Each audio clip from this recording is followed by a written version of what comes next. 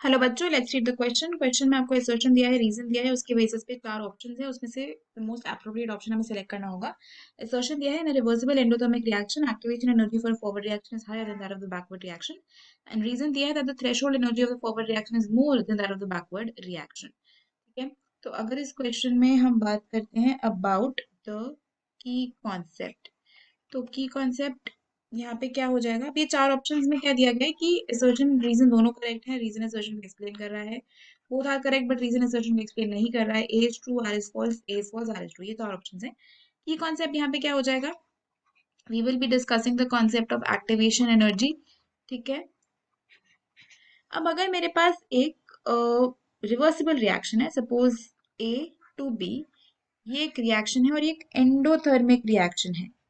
Endothermic reaction का मतलब क्या हुआ कि एनर्जी इसमें रिएक्टेंट कंज्यूम करता है, एनर्जी एब्जॉर्ब करता है टू फॉर्म प्रोडक्ट।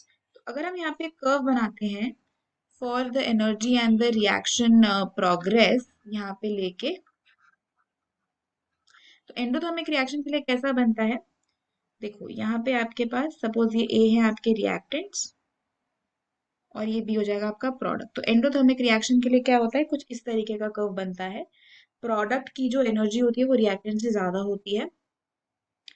अब इस केस में अगर ये वाली हम एनर्जी की बात करें तो ये जो है ये activation energy of the forward reaction है और ये जो है ये activation energy of the backward reaction है। तो अगर आप देखो यहाँ पे, तो एंडोथर्मिक रिएक्शन में जो एक्टिवेशन एनर्जी है फॉरवर्ड रिएक्शन की, यानी कि ई ए फॉरवर्ड जो है वो ज्यादा है ई ए बैकवर्ड से, ये तो हमने देख लिया अभी, ऐसे देख के ही पता चल रहा है। तो असर्शन वाली स्टेटमेंट ट्रू हो गई। रीजन है थ्रेशोल्ड एनर्जी फॉरवर्ड रिएक्शन की ज्यादा है बैकवर्ड रिएक्शन से। अगर हम थ्रेशोल्ड एनर्जी की बात करते हैं ना, तो थ्रेशोल्ड एनर्जी क्या होती है, ये जो आपकी एनर्जी है which is the energy of the reactant. Reactants की जो एनर्जी है plus the activation energy that is the forward, ये पूरी बेसिकली ये पूरी जो आपकी एनर्जी होती है ना यहाँ से यहाँ तक की, इसको बोला जाता है थ्रेशोल्ड एनर्जी, जो कि सेम रहती है। ठीक है, फॉरवर्ड और बैकवर्ड रिएक्शन के लिए जो थ्रेशोल्ड एनर्जी है that is going to remain the same. तो ये वाली स्टेटमेंट हो जाएगी फॉल्स। असर्शन ट्रू है लेकिन रीजन गलत है। करेक्ट आंसर ऑप्शन 3 है।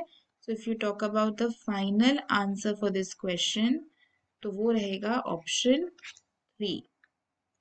Hope you understood it well, best of luck.